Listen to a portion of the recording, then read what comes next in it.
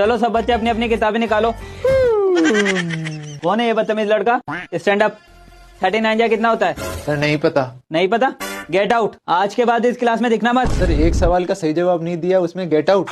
आपको तो पूरी मैथ्स आती होगी। ओबवियसली। मैं भी आपसे एक सवाल पूछता हूँ, अगर आपने उसका सही जवाब दे दिया तो आज के बाद मैं इस क्लास में नहीं दिखूंगा, लेकिन अगर आप सही जवाब नहीं दे पाए तो आज के बाद आप इस क्लास में मत दिखना।